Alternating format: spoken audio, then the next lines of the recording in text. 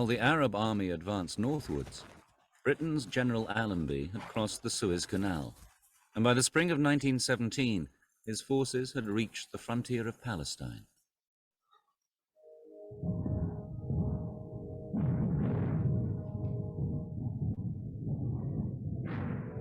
The war in Europe, however, was still not going well for Britain. The attempted push through the German lines at the Somme had produced little territorial gain, and the cost in lives was colossal. In London, there had been a change of leadership. The new Prime Minister, Lloyd George, felt that the Allied war effort needed a fresh impetus.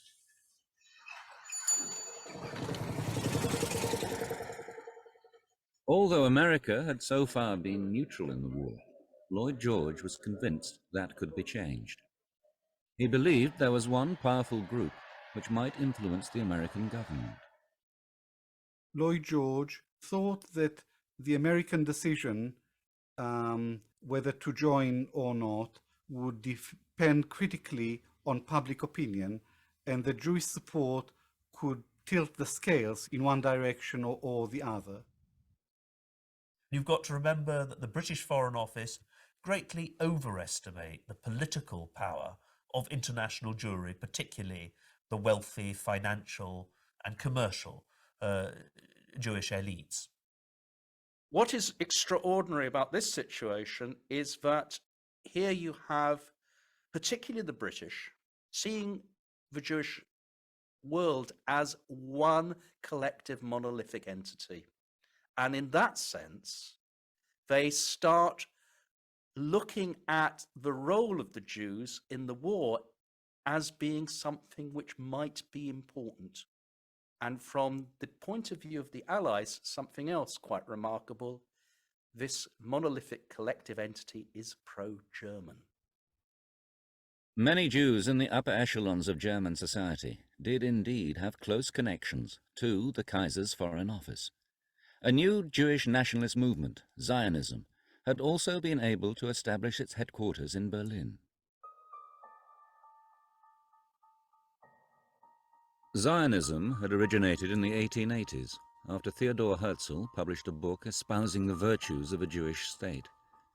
This caused a sensation amongst Jewish intellectuals in Germany, Austria, and Russia, who shared Herzl's outrage at the escalation of anti-Jewish sentiments. All right, so I'm gonna start to clean that up from the last part first, and then we'll work our way back to what Gatto was talking about. First off, did you guys happen to notice, I don't know if you're looking at the screen during intermission or not, but a bunch of those characters in that documentary we just saw, right? How Britain created the Arab-Israeli conflict, right? Mm-hmm. In there, if you read the lower thirds, the London School of Economics just keeps popping up. London School of Economics, Fabian Socialist, Rothschild created entity, even so far as Sir Evelyn de Rothschild and Lynn Forrester de Rothschild still on like the board of directors, these sort of things. So that's a Rothschild entity. And right before I noticed that, you know what I was noticing there, Tony? Well, what else? No, the Balfour Declaration coverage. They said it was like the British government's idea, and Lloyd George, he did this thing, and they didn't show you the actual document, right? For me, it was what they conveniently left out, like all the neglected aspects. That's what because like they got close, kind of at times, and then okay, let's move on to a somewhat related, but not this subject anymore. So they moved from like the Balfour Declaration to the Russian Revolution to the need to get America into the war. So they sort of conflate all these together and leave out the key pieces to why all those things happened. Well, they skipped over the Lusitania and that agreement, right, but they skipped over that. They skipped over like the train ride from Germany to Russia. Yeah, I wanted to focus on the Balfour 100 site, balfour100.com, for the 100th anniversary of the Balfour Declaration. And they sort of, and you're right, as far as real quick, just to answer quick, like they do whitewash the part about the British, saying that like, oh, but the British couldn't enforce this because of the Sykes-Picot Agreement. So therefore, like, they want to help them, but they can't help them. And so they're trying to sort of create this weird, convoluted narrative. But they do that by leaving out to whom the Balfour Declaration was Exactly. addressed and how it was created. It- And I would think they would know neglected how. aspects. Exactly. Right. Good. Yeah. So we're going to do what they can't do. We're going to look at the 67 words that led to the creation of the state of Israel. And you can click here to watch an interview with Lord Rothschild. You know, maybe we'll open that in a new tab here. We'll go to that in a second. So if we go on this site and we scroll down, they don't let us scroll down. You have to go straight here. So we can go to the highlights. We can go to the declaration itself. We can go to the timeline. We can go to who's who, right? Chaim Weizmann, by the way, was pen pals with Cecil Rhodes. He admired the situation down in South Africa and wanted to do something similar. So the declaration, if we click, surprising. I want to go to the timeline because it's the 4 drafts, right? I was going to say, how many drafts or revisions? I forgot what they were called. So there are 4 drafts. But their Yeah. timeline starts 1250 BCE, right? Conquest of Canaan under Joshua. So you're gonna have to skip ahead because they got a long story they're bringing forth to tell you about the Balfour Declaration. Long. Look, Oh I mean, my I'm just God. click. Can we get to the 4 drafts Oh man. of the declaration? I guess we can't. So let's go back here to the declaration. And here's the first draft. This is called the Lord Rothschild draft.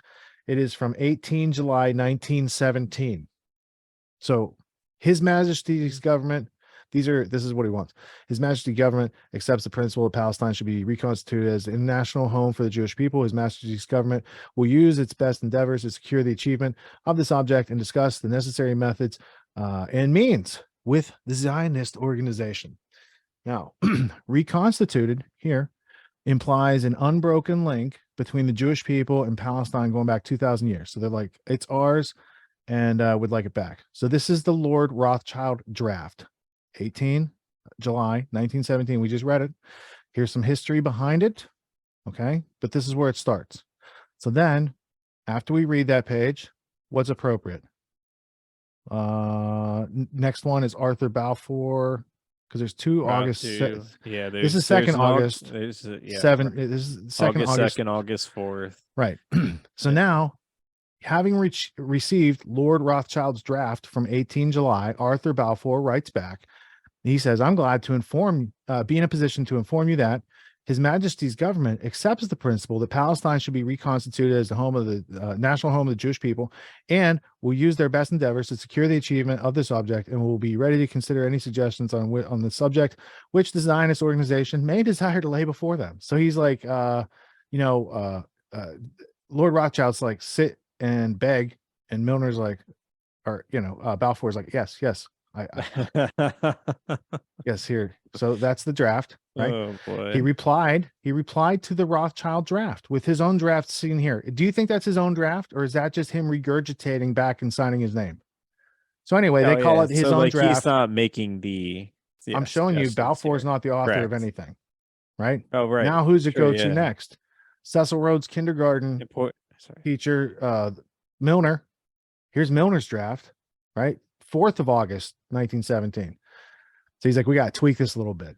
So he says, His Majesty's government accepts the principle that every opportunity should be afforded for the establishment of a home for the Jewish people in Palestine and will use its best endeavors to facilitate the achievement of this object and will be ready to consider the suggestions on which the Zionist organizations may desire to lay before them. That's 4th of August, 1917. That's the 3rd draft. It's called the Milner draft. Sir Alfred Milner, a Conservative Party member, without portfolio in the War Cabinet, with an eye toward the anti-Zionist Jews in Britain. That's what somebody wrote about him. So when you get back to the plan and the merger between British Empire and the Zionist objectives through this document, it becomes a lot more clear when you know who all the players are. So Milner, he comes in through, Quigley's Tragedy and Hope, Anglo-American establishment. We're going to look at that in a second. Here's the Milner-Leo Amory draft. Now, Leo Amory, also part of the Cecil Rhodes Roundtable group. That's right.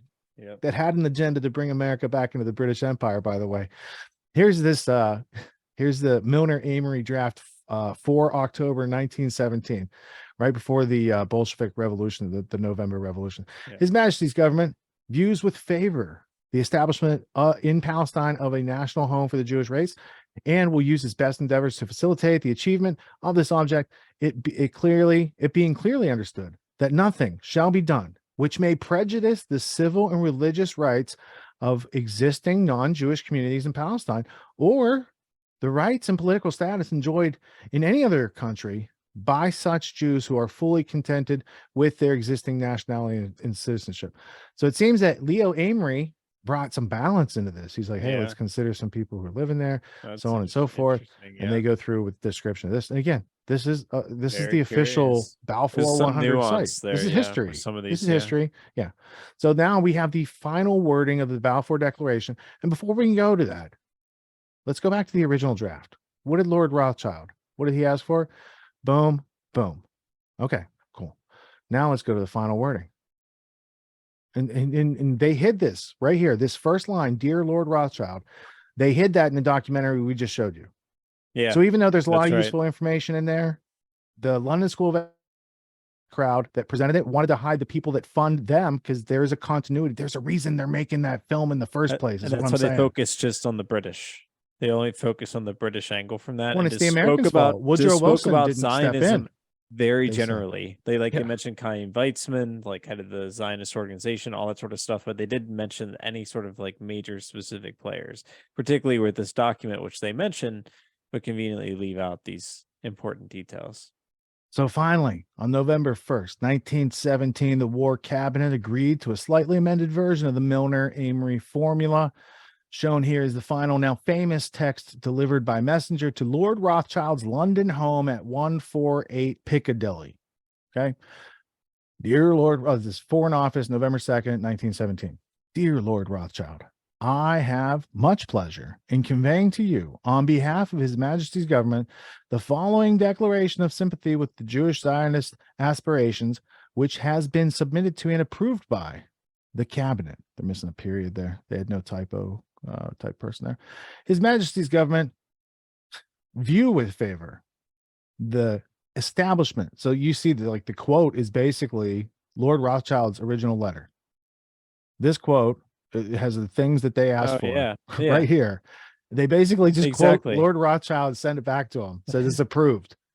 Those That's drafts the gist. are nothing more than just taking from the Rothschilds what they want.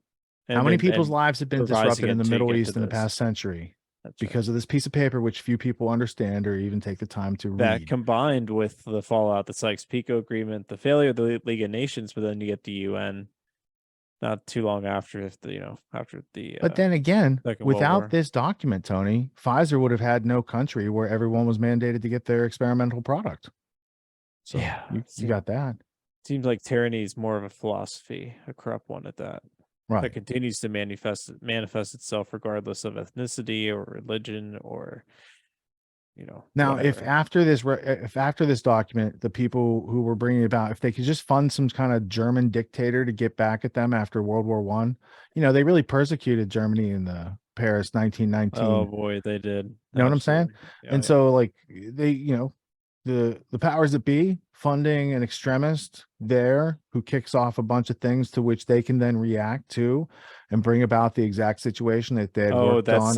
That's something interesting. 1800s. They left out of the documentary as well. Like there's still only 8% were made up of Jews after all the efforts to get Jews from Europe to migrate or rather emigrate to Palestine. And so it was interesting because the biggest immigration took place during the rise of the Third Reich, when there was a whole transfer agreement. Before then, the tragedy had emerged.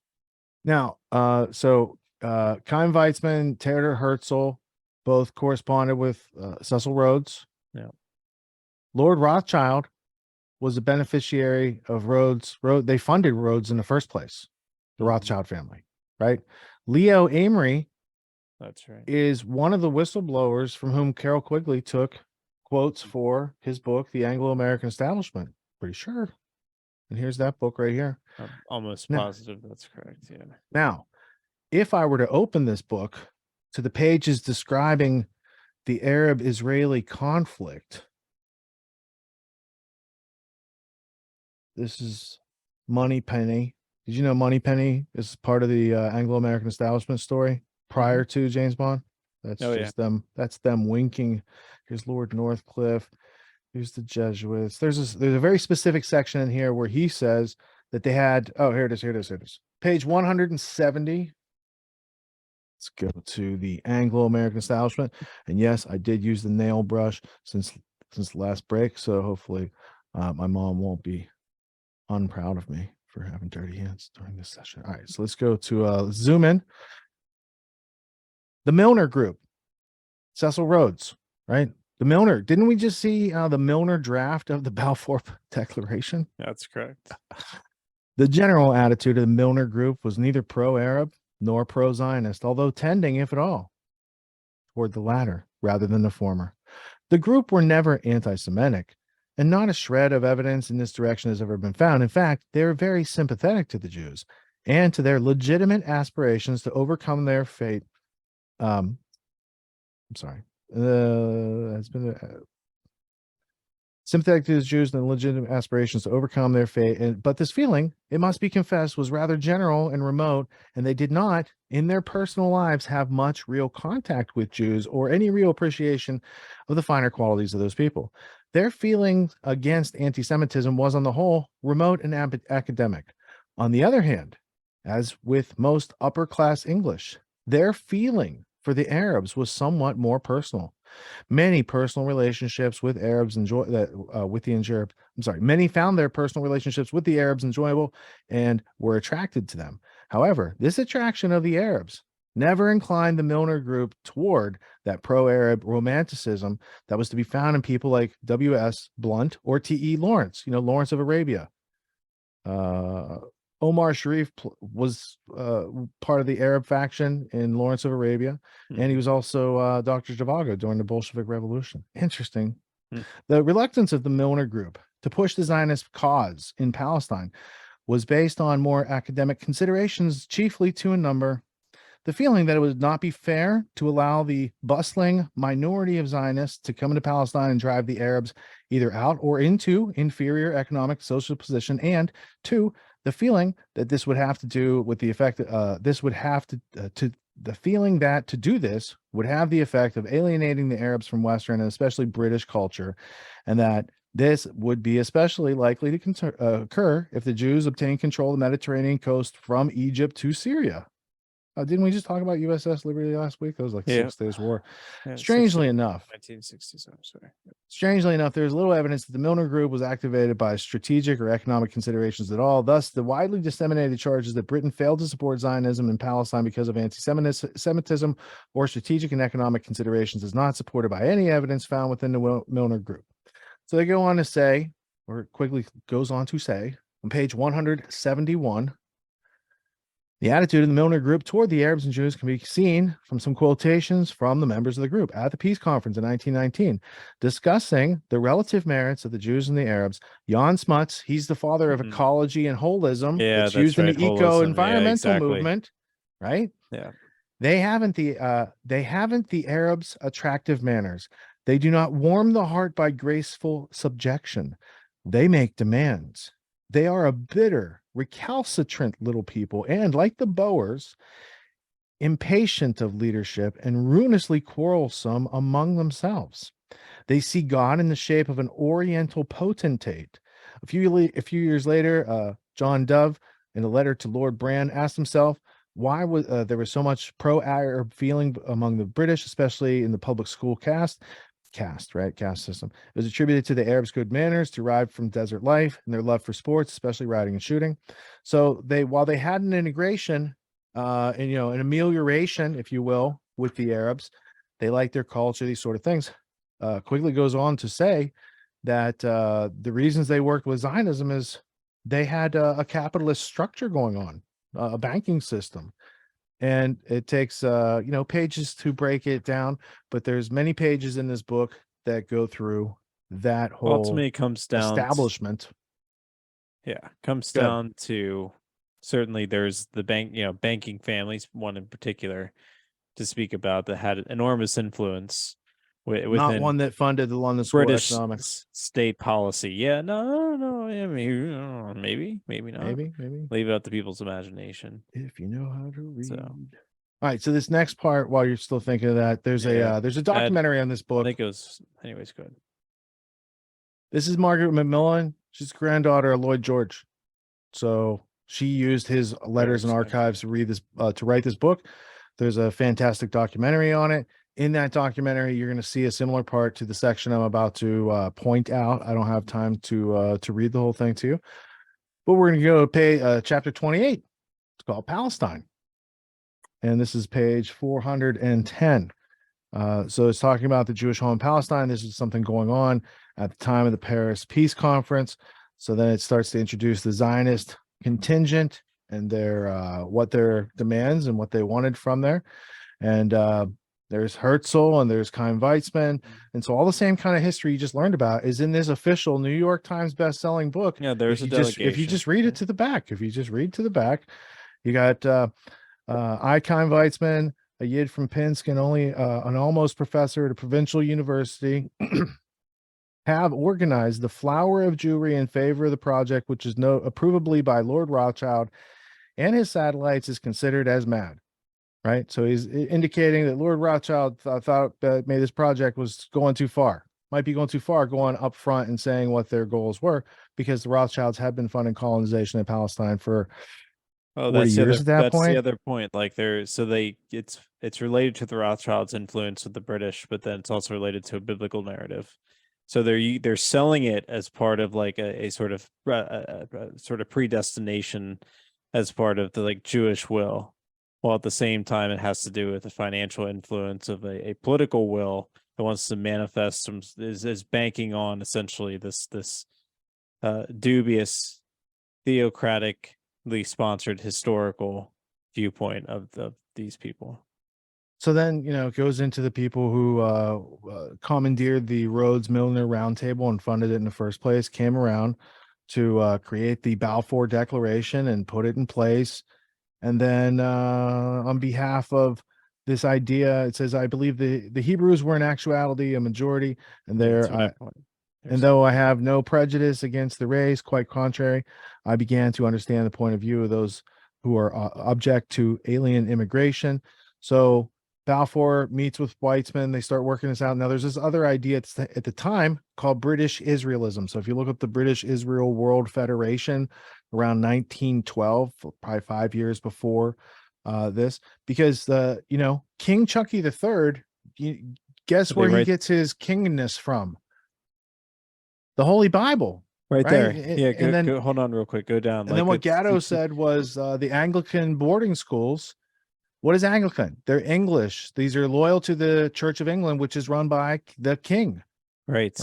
Exactly. Okay, so now we start to see a continuity of power among the ruling elite through the education system that we don't have access to. And it says, like Balfour, Lord George had grown up with the Bible. I was taught more about the history of the Jews than about the history of my own. It's like right where your pen is. Yeah. But I doubt whether I can't see the rest of the page, but yeah, you see, like the point. But I doubt whether I could have named half a dozen of the kings of England and not more of the kings of Wales, right? So inculcated in a British Israel World Federation type of, and so were many people familiar with that sort of story. So it's easy to sell to a larger population, both in Europe and abroad, in regards to support of Zionism, which is why ultimately I can see why Zionism won out over any sort of Arab nationalism in that region. So this goes on from page 216 over here. Sykes rushed out of the meeting, waving a piece of paper. Dr. Weizmann's a boy. Balfour announced the British policy in a brief letter to Lord Rothschild, a leading British Jew. His Majesty's government view with favor. Right, we just read this whole part. So this is in the New York Times best-selling. This is not conspiracy theory. This is just being literate and comprehending what you read. And active literacy skills. Yeah, we got that too. So going on, let's just close it out at page 420. 420, it's a big date in history. No decision was made in Palestine on that day for months to come, and it barely came up at subsequent meetings of the peace conference. By the way, did you know the British mandate of Palestine started September 11th, 1921? Let's keep going. September 11th, 19. Yeah, right. The Palestinians are very bitter over the Balfour Declaration. Somebody's going to try to fact check me on that. My source is Erin Dottie Roy in her speech. That's what you first showed me. Come September, yeah. You showed me that many. Reported on American intelligence, reported sorry. The Palestinians are very bitter over the Balfour Declaration, move the reported an book a little American bit. intelligence officer in 1917. The other way. There we There go. we go. There we go. Yeah, there we My hand is like the producer here. go. They are convinced that the Zionist leaders wish and intend to create a distinctly Jewish community, and they believe that if Zionism proves to be a success, their country will be lost to them. And even though their religious and political beliefs, rights be protected, the Balfour Declaration had promised such protection for what it called, quote, the existing non-Jewish communities in Palestine, end quote. A curious formulation when Palestinian Arabs, most of them Muslim, but including some Christians, made up about 4/5 of a population of some 700,000. It also reflected a tendency on the part of the world statesmen and Zionist leaders to see Palestine as somehow empty. So, Churchill's quote was, dog has, just because a dog was in the manger doesn't mean it has a right to the manger. I think that was his famous quote. I mean, it took another world war tragically for them to get their wish, as well as for the league, because the League of Nations failed, and ultimately they didn't. The Zionists didn't get what they ultimately wanted out of the Paris Peace Accords. But ultimately, you know, just a couple decades later, they unfortunately did through another horrific war. But the two things fell apart after the First World War. I guess it took another Second World War to get finally what they want. They get a UN, and then they finally get the ratification of the state of Israel. All right, so we'll end our little passage here from Paris 1919 by Margaret Macmillan on page 422. I had in the notes Samuel Untermeyer. He was the handler for Colonel House, and he was the handler for Woodrow Wilson. So in this, when it's Wilson, it's like Untermeyer, Colonel House, et al. The United States, in contrast to what happened after the Second World War, played a minor role in this Paris 1919 redrawing of the world. The American government had quietly approved the Balfour Declaration, and Wilson himself was sympathetic to Zionism. Yep. Justice Brandeis plays a big part there too, because anyways. Go ahead. To think, he told a leading New York rabbi, that I, the son of the manse, should be able to help restore the Holy Land to its people, end quote. It would do the Jews good, he thought, to enjoy their own nationality. He even contemplated, although only briefly, an American mandate for Palestine. But then there was the sacred tenet of self-determination. Why should the wishes of a minority of Jews prevail over those of a much larger number of Arabs? Balfour and Louis Brandeis, a Supreme Court Justice Brandeis, yes, because he was a huge Zionist influence in the court. He was the leading American Zionist, according to this book. Came up with an ingenious solution. It was wrong to use mere quote numerical self-determination, end quote. A great many potential inhabitants of the Jewish home in Palestine still lived outside its borders, and Zionism, said Balfour, be it right or wrong, good or bad, is rooted in the age-old traditions, in present needs, and the future hopes of far profounder import than the desires and prejudices of the 700,000 Arabs who now inherit that ancient land. Didn't we just hear that fact in that little documentary? Right. So now, with that context, we see that the Americans fought off the British. But the British were busy around the world, and Americans, going back to that guy being taught Bible history and not the kings of England, we're taught whatever in school, and we're not taught about the bigger, larger picture. We're taught a triangle trade with the slavery and the molasses. Remember that triangle trade, Tony? Oh, sure, yeah, absolutely. But we're not taught there's multiple triangles going on around the planet. There's slave cotton in the south. And there's layers to the triangles, and some of the triangles embedded with other triangles makes a weird geometric object out of it. So it's like, right. So there's slave cotton coming from the American Confederate South, going to Manchester, England, to be woven into textiles, to be taken over to India, because they can't weave textiles of this complexity, and they are happy to trade opium.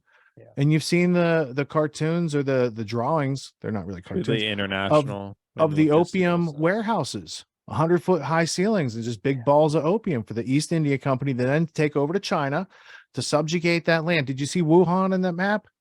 No, that's all function of after the British and the West took over and hoarded that country out and installed its own leaders that dressed just like King Chucky III, by the way.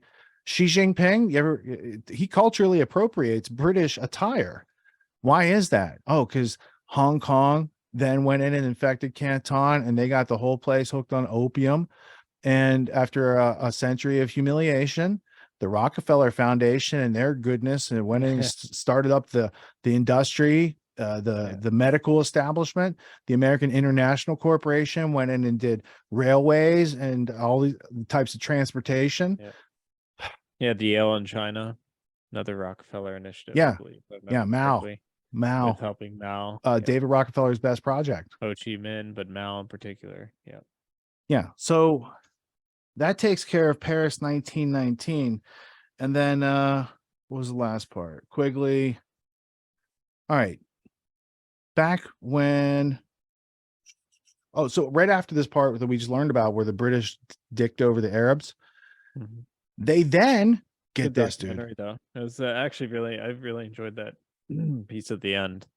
Knowing what they were skipping out on, knowing what they were neglecting to mention, I found it actually compelling for like a historical documentary. After Lawrence of Arabia gets them to do the bidding of the British Empire, and then they get forgotten and torn up during the Paris 1919, St. John Philby is sent in by MI6 to go native, and he grooms the Saudi royal family, and they help to set up the Muslim Brotherhood. And there's Philby of Arabia, and they did it again.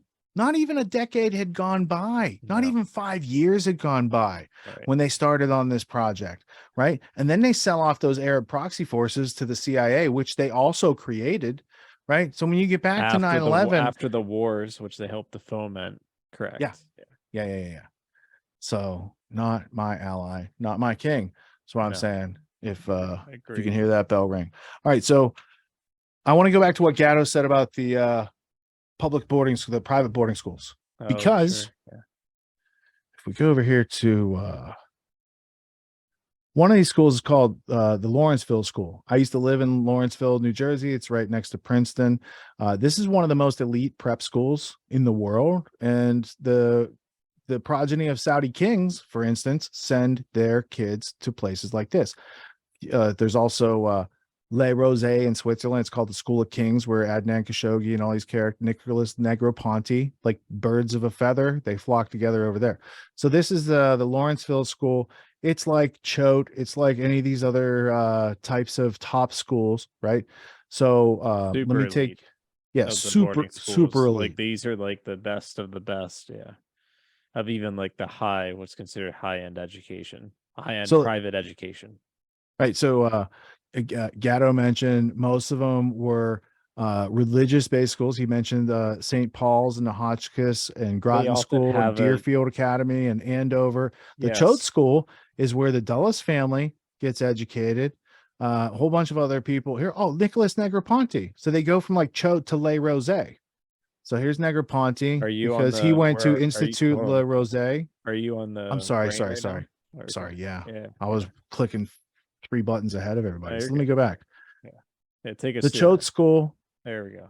Dulles progeny, right? You got famous people that went there to start it in the first place. Joseph P. Kennedy Jr. So JFK's older brother went there. Nicholas Negroponte, who I mentioned, went to the Swiss school Le Rosé, Institut Le Rosé. And if you go to that, look at all these people. Mohammed Fayed, Dodi Fayed, Alexander Onassis, John Hines, right? Nicholas Negroponte, Prince Edward, Duke of Kent, Prince of Monaco, right? Richard Helms. So Winston Churchill, we just talking about him. Winthrop Rockefeller. So just knowing about the elite boarding schools and that they teach different things, like, these people are getting a whole different education. On how to manage all of, human populations through just the fact that Dodi Fayed and policy Adnan ventures Khashoggi, and governments. What's that? They went to the same school. Adnan Khashoggi. I know, right? I know. Dodi. I think they're actually. Adnan Khashoggi. And it was this dude's cousin, Alexander Onassis. I mean, even that, like, all this dude is absurd. Yeah, like the Juan Carlos I of Spain, right? There's a whole list. They're called Rosarians, right? But Adnan Khashoggi, wasn't it his cousin that worked for the Washington Post that they hacked up in the Saudi embassy? Mm-hmm. Right? I don't remember them talking about that on the news. They're covering stuff. Huge amount. Yeah. So anyway, liberal arts, by the way, that's one of the places that teaches real education. You get this is how you use your mind. This is how you use your voice. This is how you express yourself for effective communication. Yeah.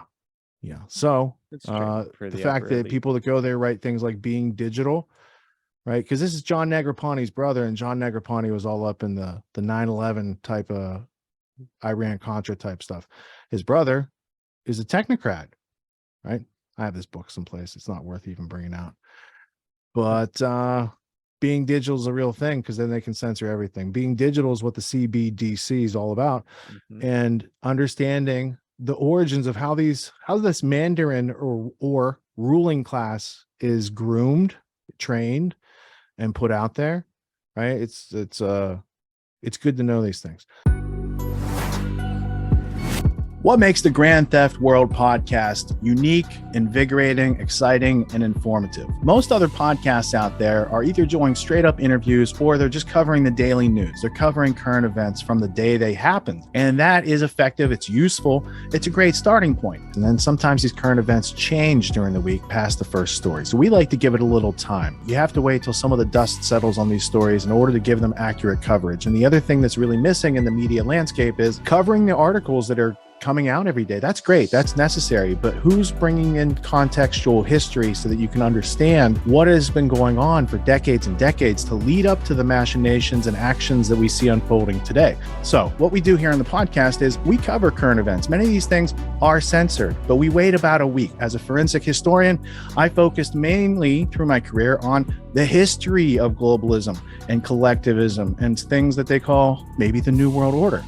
There's a lot of facts to these sort of circumstances, groups, events, activities, working groups that they've had over time. So for Grand Theft World listeners, we not only break down the current events, most of which that are censored during the week, we provide you with contextual history, we give you the source notes, the references, we do deep dives, and this really empowers you with an understanding of context and history so that you can make more informed decisions in your life. There's also a community, a membership where you guys can actually ask questions, and we can get into the show and share evidence.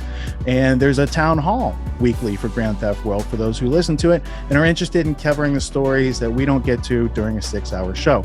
Listening to it an hour a day, you could easily consume the week's news, but you're going to have substance and meaning and context and understanding. And with that, you can make higher quality decisions in your life. So if you're interested in more quality in your life, go to grandtheftworld.com, click podcast at the top, and we'll see you there.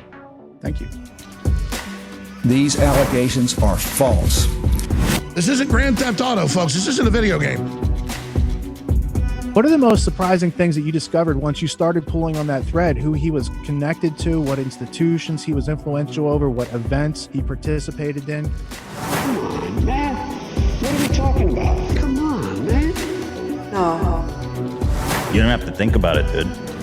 I got this quote because you said you didn't know much about Klaus Schwab. I made it my job to, as soon as this happened, I'm like, okay, this guy's their front man. Let me learn about the official history of the World Economic Forum. I got their 40-year history. I got every book that Klaus Schwab has written or ghostwritten. I went through those books. This is one of the most interesting passages. Come on, man.